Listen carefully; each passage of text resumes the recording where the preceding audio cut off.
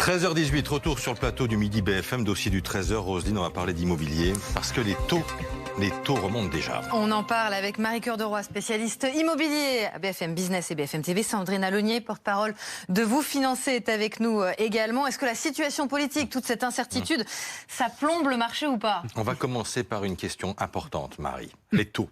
Ils en sont où, les taux?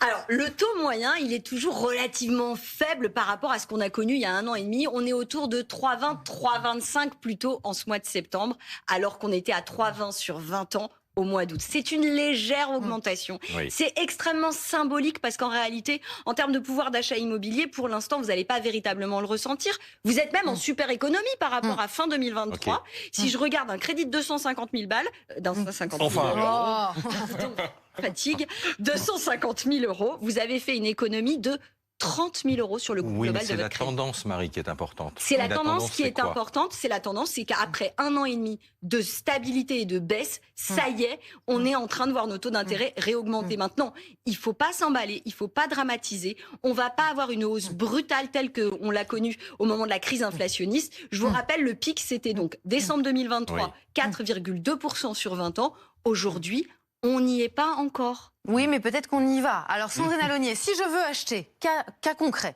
je veux acheter, je cherche, je dois me dépêcher ou pas? Alors, ça semble être le bon moment, mais évidemment, on dit toujours ça. Mais c'est vrai que là, au mois d'août et au mois de septembre, pour la première fois depuis 1 an et demi, aucune banque n'a baissé ses taux. Donc, on peut penser qu'on a atteint un plancher avec des taux, Marie l'a dit, aux alentours de 3,20%, mais moins de 3% si on a un très bon dossier. Et alors oui, pourquoi c'est encore le moment? Parce que les banques, même si elles remontent légèrement leurs taux pour certaines, elles veulent encore capter des emprunteurs. Parce qu'on est sur un marché immobilier qui a repris des couleurs. Elles savent que les acheteurs sont là, donc c'est le moment, avant la fin de l'année, de les capter pour faire leurs objectifs de production de crédit. Donc là, la porte des banques est ouverte à des taux encore avantageux. On peut négocier un petit peu. On peut encore négocier, évidemment, puisqu'en fait, les hausses de taux ne sont que des hausses de taux affichées. Et les banques, en fait, étudient la rentabilité de chaque client au cas par cas. Et ça, on ne le sait pas. Mais si vous êtes jeune, que vous êtes en couple, les deux en CDI, que vous pouvez prendre 1 ou 2 livrets d'épargne et que vous avez un peu d'apport, eh bien là, la banque pourra vous faire une décote sur le tout. Alors, vouloir acheter, c'est bien, mais est-ce qu'il y a des biens sur le marché aujourd'hui? Oui, tout à fait. Beaucoup? Il y en a beaucoup plus qu'il y a 1 an. Il y en a 10% de plus qu'il y a 1 an. Pourquoi? Parce que voilà, les vendeurs se sont dit que c'était le moment. À force de parler de reprise, on veut vendre quand il y a des acheteurs. Et donc finalement, on a tout un marché qui s'est fluidifié avec plus 10% de ventes, notamment dans le réseau L'Adresse, et plus 10% de biens aussi à vendre. Donc c'est vrai que là, on avait l'impression que toutes les planètes étaient alignées jusqu'à ce qu'on parle de ce fameux 8 septembre, où là, ça a été, on s'attend à la météorite, donc à suivre. Acheteurs et vendeurs n'ont pas tendance à bloquer leurs opérations? Si, là, moi, je pense que c'est le risque, c'est qu'on risque de se retrouver dans ce moment de blocage parce qu'on a une hausse des taux d'intérêt qui arrive, certes, pas très forte, mais elle arrive. Oui. Et puis surtout, en parallèle, vous avez des vendeurs qui ont commencé dorénavant à se dire « je vais peut-être arrêter de baisser mes prix, en fait ». Et vous avez une forme de stabilisation des prix en ce moment, parce qu'on a vécu la baisse des taux d'intérêt. Et donc, moi, j'ai peur qu'on arrive à ce moment de frottement où on va avoir des prix qui ne baissent plus et des taux d'intérêt qui réaugmentent même légèrement. Mais ça impacte quand même votre pouvoir d'achat immobilier, concrètement. Et sur l'offre, attention, on est sur un marché de pénurie en France. On ne construit pas assez. Ce qui fait qu'aujourd'hui, on a des prix qui restent quand même objectivement très élevé. Il faut le dire quand même, acheter surtout dans les grandes villes de France, même si ça a beaucoup baissé sur les 2-3 dernières années, 1, ça ne baisse plus, et 2, les prix restent objectivement très élevés. Donc ce coût du crédit, certes, historiquement 3,5% sur 20 ans, c'est pas dramatique. En revanche, on n'avait pas des prix au niveau d'aujourd'hui, clairement. L'éventuelle élection législative anticipée, les municipales de mars, tout ça ne contribue pas à fluidifier, à détendre le marché. Mais non, et puis en plus, vous avez regardé, alors si vous écoutez régulièrement BFM Business, nous on regarde tout le temps l'OAT. L'OAT, c'est quoi? C'est les taux d'intérêt de la dette de l'État français. Vous avez l'OAT 10 ans, donc les taux d'intérêt à 10 ans de la dette de l'État français, qui a dépassé un nouveau record ce matin. On est passé au-delà des 2,57, 3,57, 3,60%.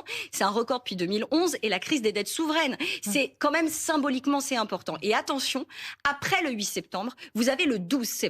Et c'est quoi le 12 septembre? Fitch. C'est Fitch, l'agence de notation. Bravo Laurent. Bravo. Et on est à quelle note J'étais pour prêt. l'instant chez Fitch, Laurent? Pardon? On est à quelle note pour l'instant chez Fitch? Alors, Double A, double A. Bravo, Eh oh. bravo, mais perspective négative. perspective C'est ça, négative. Et si là, on passait à simple A, Oui. là, pour le coup, symboliquement, ça pourrait accélérer le renchérissement du coût de la dette de la France et derrière nos banquiers qui s'alignent aussi là-dessus pour nos crédits immobiliers. Et le 25 septembre, la BCE aussi, qui, en fonction de si elle baisse ses taux ou pas, ça va aussi influencer sur les taux de crédit. Voilà, les gens qui nous regardent, ils paniquent tous. Géographiquement, est-ce qu'il y a des zones où le marché est plus détendu ? Alors, globalement, là où le marché fonctionne, c'est là où on peut encore acheter. En ce moment, les biens qui se vendent le mieux, ce sont les biens entre 200 000 et 300 000 euros qui vont correspondre finalement au budget d'un couple de primo-accédants.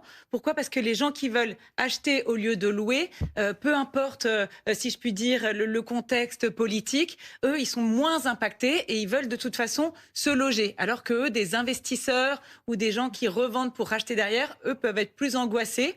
Donc déjà, il faut acheter là où les prix sont le moins chers. Donc c'est plutôt des petites villes ou des villes moyennes. Ça reste encore très tendu dans les grandes villes, même si c'est là que les prix ont le plus baissé. Donc Paris, il y a quand même encore des pistes, mais moins pour les primo-accédants. Évidemment, d'un mot, Marc. Et entre le neuf et l'ancien ? Alors, le neuf est évidemment plus cher à l'achat, mais est finalement bonifié par les banques. Déjà, il y en a peu, mais les banques apprécient puisque c'est moins risqué d'acheter un bien performant énergétiquement qu'une passoire thermique. Donc, on peut avoir des taux plus bas sur le neuf, ça peut compenser. Et avec le prêt à taux zéro, ça peut compenser le coût du neuf. C'est génial parce que c'est le sujet qui intéresse le plus des Français et le seul dont les responsables politiques ne parlent jamais. Mais ça va changer, moi. C'est pour ça qu'on est là. Merci beaucoup, en tout cas, à toutes les deux. Direct région à présent, 13h25. Nous allons dans le département du Gard, à Saz, où un jeune garçon de 12 ans peut même